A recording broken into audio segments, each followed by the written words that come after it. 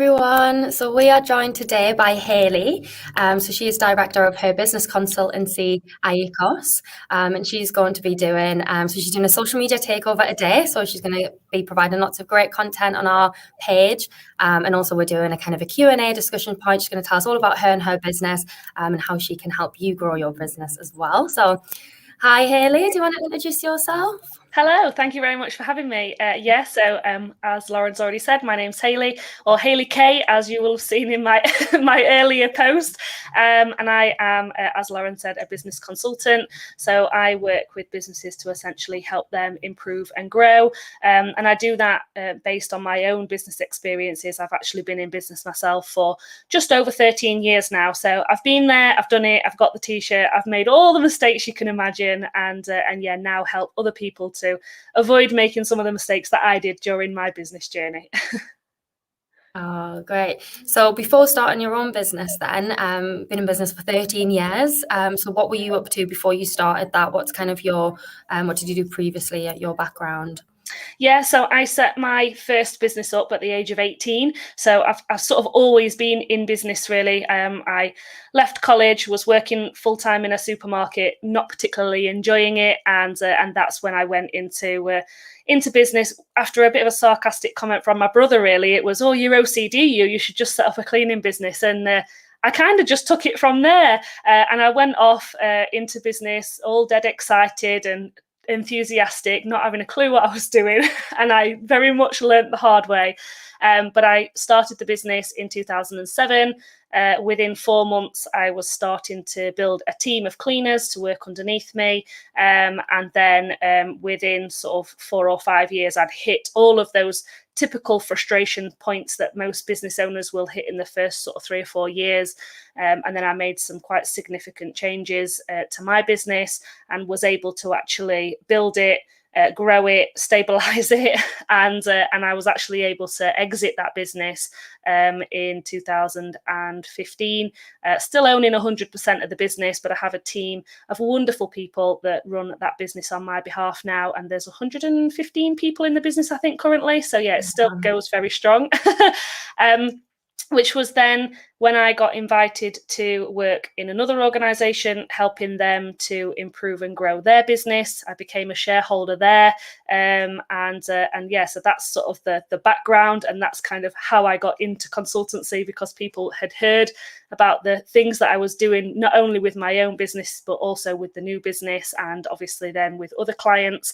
And it kind of just snowballed from there, really. People inviting me to help them to, take a look at their business and how they could improve, and what things they could do to eliminate some of those daily frustrations and get them on the right path to grow in their business.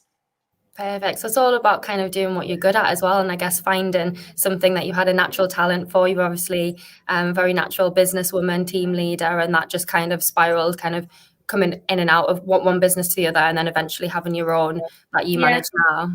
Yeah, definitely. Obviously it's been a long journey, but setting up a business at the age of 18 is quite a task, one that I hugely underestimated. Wow. And I think actually having that naivety probably did me good, because if you actually sat and thought about it and how difficult it is and all the things that you were, if somebody had told me at the time all the things that I was going to be faced with, you just wouldn't do it. You'd be absolutely terrified and you would just never do it. So I actually think having that naivety and being so just oblivious to what running a business was all about actually did me good.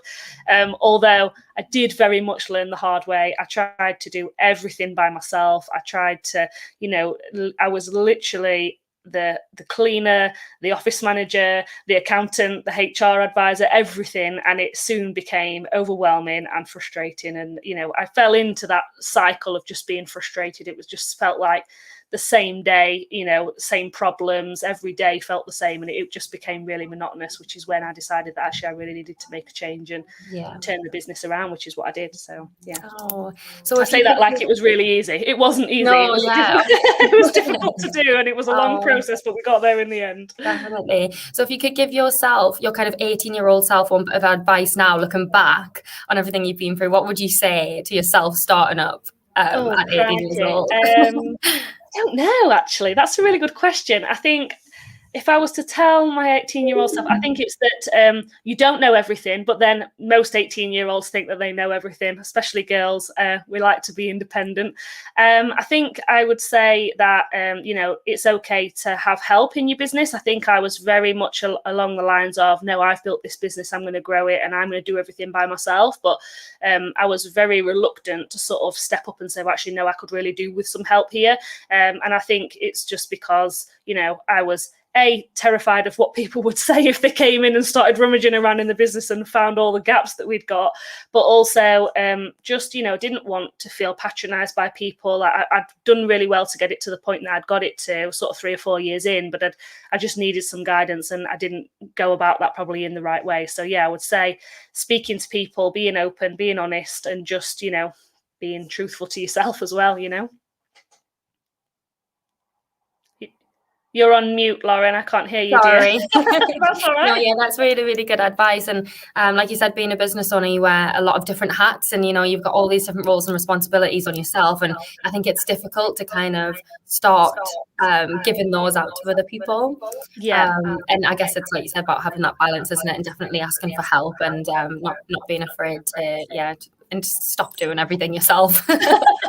Yeah, it's not as easy there. It's easy to sit here and say, oh, stop doing everything yourself. And it's easy with hindsight to say, I shouldn't have tried to do everything myself. But I think especially when you are in those early years of your business, it's natural that you'll do a little bit of everything because you want to learn. And it's important that you do learn as you go. And it's kind of really important that you make some mistakes because you learn from the mistakes, and that's what builds your character and your resilience. But it's the value of those mistakes that can be pretty hefty, and it's all right making small mistakes and learning from them, but when the mistakes are quite big and have big significant impact, it can be quite scary. So I do think that not doing everything. I think the one thing I always say is stick to what you're good at. I tried to do everything, but then I quickly learned that actually my strongest areas are building teams and looking at the culture, looking at the processes, the systems, and I found that I was a problem solver. I don't particularly enjoy the accounts side of things. I don't particularly enjoy the marketing side of things, but they're essential parts of running a business, which just doesn't mean you've got to do them yourself. So I think it's just building up that awareness of what you actually enjoy within your business, and try and stick to what you're good at and what you enjoy, because if you don't enjoy it, there's not really much point, is there? Yeah, and I guess the quicker you know that, the quicker you can then find other people that fit the other roles and the other kind of hats and work together with them. Yeah, exactly. And sometimes as well, if you're not necessarily in a position right now to outsource those areas of your business, you need to be working towards the goal of that's the next thing that you need to do within your business is, instead of just skipping to the end goal, actually what do you need to do in the short term to make things easier. And a lot of the time that is generating enough income so that you're in a position then to outsource some of the stuff that you don't particularly enjoy, or potentially bring somebody in to do it if you want to recruit. But it's it's not always as easy as just saying, oh, I don't like that, I'm going to outsource it, if you don't have the funds to facilitate that. So that's sometimes with the clients that I work with, it can be the first target that we work towards is, oh, you don't particularly like that area of your business, you don't particularly like working in that area. So the first goal that we're going to do is going to build you up enough revenue so that you can then look at outsourcing that area of your business, to bring, to then free up your time for you to focus on the stuff that you do actually enjoy doing. So, there's a system to it. Yeah, no, you're right. And every business is different. Every person is different. So there's definitely a different timeline and a different plan and a different time for them steps as well. Yeah, definitely. So what would you say is your biggest mistake or your biggest lesson learned in business? Oh, crikey. I think the biggest lesson learned, I suppose, was that around sort of strengths and weaknesses and sticking to what I was good at. I suppose the biggest mistake, we made a clerical error on a letter once, and that cost us an employment tribunal, which was quite a stressful. In fact, it was probably the most stressful thing I've probably ever been through in business. And we went all the way through the process of getting ready to go to court and doing all of the the litigation and everything else, and then it all fell through the night before because she decided that she was going to take a settlement agreement. So it was so stressful. That was my definitely my biggest mistake, but it was certainly my biggest learning experience. And we don't make clerical errors like that anymore. Well, exactly. It was a long time ago. You've got to make the mistakes so you don't do it again. So exactly. As long as you learn from it. So tell us a little bit more about your business at the moment then, AECOS. AECOS? Sorry, I think I'm pronouncing it wrong. AECOS. Yeah. So if you tell us a little bit more about that and kind of the businesses that you work with as well. Yeah, so IECOS stands for Improving Efficiency Using Key Operational Systems and Strategies. It's also a derivative of the children's names. So that's sort of a little personal touch from me as well. And essentially, I work with service-based business owners purely because my background is in the service industry, obviously in cleaning and recruitment and other service-based businesses such as that. I've worked with all sorts of business owners from different backgrounds at different stages in their business, and typically they are all service-based businesses, and usually they are B2B, although I do have a couple of clients currently that are B2C, but typically they are B2B service providers. Oh, amazing. And so you're a business consultant. I am. So what is the difference between consultancy and coaching, business coaching and consultancy? Okay, so there's lots of definitions between, the consultant, the coach, the mentor, the trainer, etc. I actually wrote a blog about this recently, so I will share that in the newsfeed later on. But the sort of the definition generally of a coach is that they are there to help and assist and guide, but usually a lot of the things that a lot of the conclusions that the coachee comes up to are their own conclusions. So the coach is there simply to hold you accountable and facilitate you and your growth.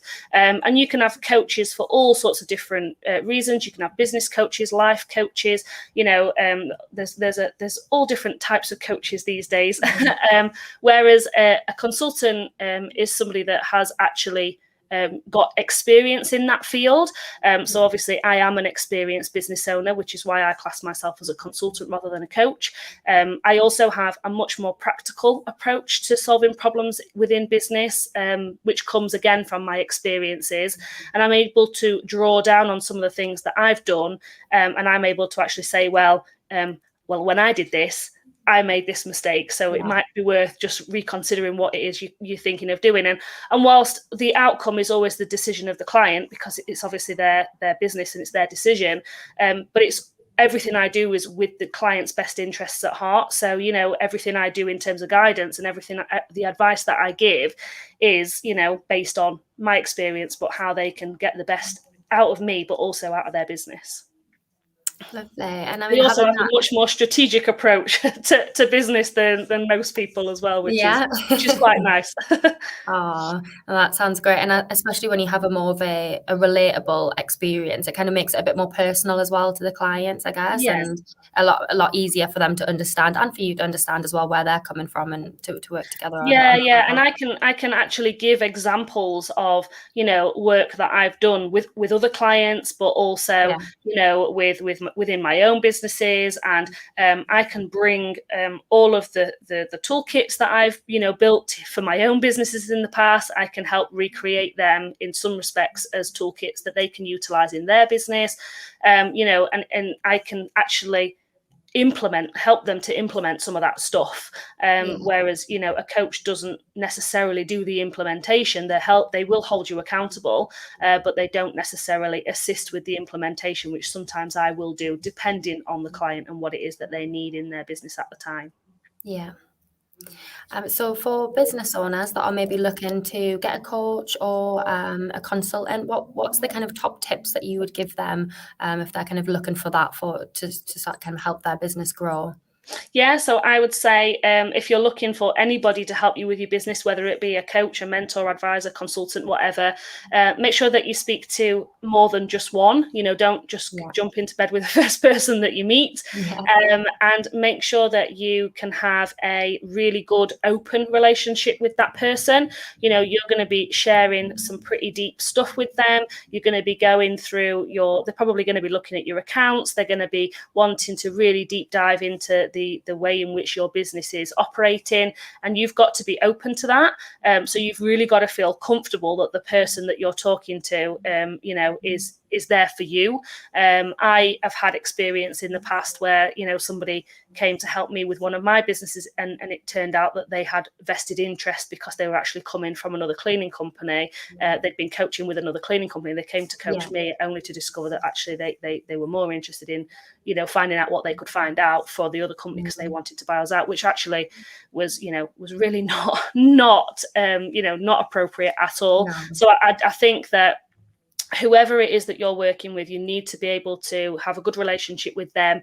You need to be able to speak to some of their clients as well and get some feedback on some of the people that they're working with, and just do your due diligence, make sure that they are good, reputable people. And, there is a vast majority of coaches and consultants and advisors out there that are absolutely brilliant at what they do. But then, of course, with any industry, there's always the odd one or two that don't quite fit the criteria, and you don't always find that out until you've already parted with your money. So it's really, really important to just do your due diligence and make sure that you can have a relationship with that person, a business relationship, of course. And find out kind of what's best for you and your business, not just generically. Yeah, and also, sometimes when you need a coach or a consultant, you might look for something that's a bit generic. Actually, it's really helpful from a coach and a consultant point of view if you come and you feel like you know what you need, because I think sometimes you can just sort of like be casting a net, and you could find all sorts of different coaches and consultants, but typically each coach or consultant will have a strength in a particular area of business. So obviously my obviously strength is looking at the problems, looking at the systems, the processes, the internal operations and the structure of the business, and how you can strengthen that and improve it. Whereas there are other coaches and consultants out there that focus purely on sales or purely on marketing or purely on the finance side of the business. So, look for what it is that you need for your business. And if you're not quite sure, then, have those conversations and try and figure that out first if you can, just because then that will help you to know who it is that you need to be looking for to work with you in your business. Does that make sense? Yeah, no, definitely. That definitely makes sense. So if I was a business owner, I would be kind of looking at, first of all, my industry and kind of what my business is about, and kind of looking for business consultants that maybe specialize in them kind of industries. And then secondly, it's also kind of looking about the way your business works as well. Like you said, sales orientated, marketing orientated, where the gaps are, and kind of pinpointing where you need help in. I guess as a business owner, them are the things you have to start thinking about first before then looking at. And when you're working with a coach, you only need to be working with them for a certain time period. So for me, when clients come to me, once they've sorted all of their internal systems and processes and they've got a real solid structure in their business, it's then usually time for them to move on to work with somebody else who focuses in another area of business, which is usually around the marketing or the sales or the finance. So, for me, when I take a client on, I don't expect to keep them forever because if they stay with me forever, then they're not growing as a business, but also, and also that they're not getting the value. So I think as well, it's really important when you connect with a coach that you don't want them to be there forever. The whole idea is that they can help you in the area of business that you need help in, and then they can forward you on to somebody else who can help you with the next phase of improving and growing your business, whether depending on what it is that you need. So that's sometimes a bit of a rut that people fall into when they connect with maybe a coach or a consultant, and they end up with them for a long time and they don't actually regularly review what's going on and what value they're getting from it. Whereas I prefer to sort of have it on a more, we'll work on a project, then if we feel we've got another project to work on, we'll work on that. I don't just sort of tie them in to, right, you've got to pay me this amount every month and that's it. There is an end goal to the stuff that we're working with. I don't want my clients to be stuck with me forever because A, it gets boring for me, and B, if they need that much help with their operations and their systems and such, then I'm not doing my job properly. So that's another thing to consider. Yeah, I guess, and it's about making it clear for them as well, kind of, they've got an end goal, they've got what they want to do now, and they can see where they're going, and it's not just a black hole they're going into. So that definitely makes sense. So what would you say to business owners that maybe don't have a clear idea of what areas they need help in? Would you be able to, if they kind of had questions, if they could explain to you what they do in their business, where they're kind of failing? Do you think would that be a kind of question for you to answer and kind of find out for them where they might need help in their business? Or do you think it's up to them to kind of identify that first if they're kind of not sure which areas they really need help or they're struggling in? Yeah, sometimes you don't always know. That's a really good point. I have on my website a business gap analysis tool, which is a free tool that people can use, and they can go in there, and that is designed to help them identify some of the gaps that are in their business and might give them an indication as to the kind of areas that they need to work on. But again, sometimes people can find themselves so involved in their business that they become so overwhelmed, and they just, they can't see the wood for the trees, for want of a better phrase. And so sometimes they need that clarity first before they can then move forward and decide, what they want to work on, and what is the top priority really. So yeah, definitely that is an exercise that I will do with anybody. I will do that even just if they want a one-to-one to have a conversation to say, right, okay, these are the kind of the things that I'm struggling with. And sometimes what you're struggling with or what you feel is your frustration isn't always necessarily the problem. So sometimes the frustration that you're battling within your business is caused by something else. So an example of that, would be some people will have a problem with cash flow, for example, and they think it's because they've not got enough sales. But actually, when you drill down further into it, they're doing quite well on the sales, but they're not sending their invoices out on time, or they're not chasing for the money on time, or they'll do really well for 2 or 3 months and then they'll drop off the networking, so they're not doing the marketing, so they'll end up in a bit of a feast and famine cycle. So sometimes what is your end frustration is actually caused by something else that's going on internally within the business, or a gap, or a process that's not being followed through properly. So yeah, sometimes they just need that clarity first, and then they know what they need to work on. And sometimes they don't need a coach for that. Sometimes they can work that out for themselves. They know what the gaps are, but initially they just need that clarity. So yeah, that's definitely something that I can help people with. And yeah, that people can come to me with all sorts of weird and wonderful things, and there's always a solution. There's always a solution, and if I haven't got the solution, I will probably know somebody that has. Yeah, that's great. I mean, and that's a really important point as well, I guess, is that you're not always going to be completely clear and know what you're going into at the start. I mean, you may be client may be working with you for a month or two and then realize and kind of come to the realization that they've got another question or another problem, or they kind of realize things, and you kind of grow along the way. I guess it's not just one kind of straight journey with no, exactly. And the first thing that I will do with pretty much any client that works with me is I will do a real in-depth gap analysis of their business, because I can see things very differently about their business than they can, because I'm not involved and I'm not invested in that business in the same way that they are. So I can come with a very different strategic approach to it that they struggle with sometimes, because they are so invested in, and because they don't always have that clarity. And that is quite common. It is quite common that people will lose their sort of focus. They'll lose their clarity because they just become overwhelmed, and it's my job to help them get out of that. Perfect. And just as a last one, kind of what would you say to businesses that are wanting to grow, that are looking for consultants? What would you kind of say the benefits of a consultancy or a business coach is for their business to be able to let them grow? Well, the purpose of working with a consultant or coach or whoever is that they can bring a different perspective to your business. That is sort of the main thing. They will help you, of course, to reach your goals. Often when clients come to me, we sometimes have to go a little bit backwards before we can go forwards, because often when people want to grow, they want to grow for a certain reason, but there may be sort of things within their business that are preventing that growth. So I always describe it, most people have been on a sales training course at some point in their career generally, and they always show you the picture of the triangle, the funnel, and lots of people will spend so much time and effort filling up that funnel. They're putting all their effort into the sales, they're building their team, they're doing so much for new suppliers and everything else, and they're filling up that funnel, but they're not focusing on the stuff that comes out of the bottom.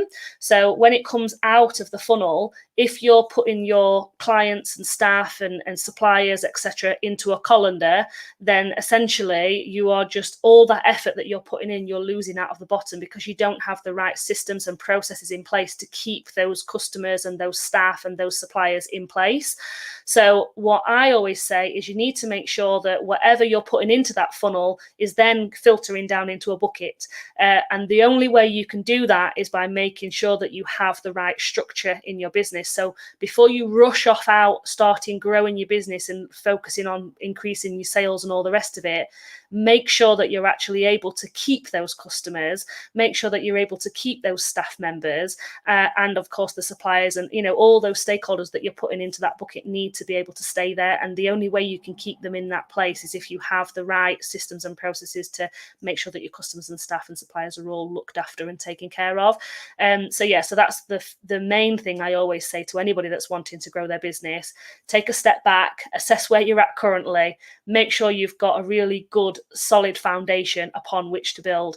And actually, that goes with all areas of your business. I heard a video by Claire from Make a Brew the other day, and she was talking about the same thing with the branding. And when you're building a brand, you have to build the foundations first, and it's the same when you're building your business. You have to have those really good solid foundations upon which to build and then grow. Definitely. No, that's really, really, really good advice. And like you said, the aftercare is so important, and the follow-up, and just making sure everybody's kind of health and well-being as well. Yeah. It's kind of all these different things factor in. It's not just the actual strategic plan. So yeah, definitely right. That's really, really good advice. Thank you so much. Well, thank you for having me. It's been a pleasure. Oh, no, it's great. I'm looking forward to the rest of the content for today as well. So like I said, Hayley's going to be posting on the Northern Affinity LinkedIn page today. So like she's got some blog posts to share. She's going to be following up with everything she said today as well. And if anyone wants to get in touch with you, Hayley, what's the best way to do that? Yep, so all my details are on my website, which is iekos.co.uk. And of course, I am on all of the usual social media, so LinkedIn, Instagram, Facebook, etc., just under my name, Hayley Koseoglu. So yeah, thank you very much. Oh, that's great. Well, thank you. Yeah, we'll look forward to seeing more. Thank you very much. Take care. See you later.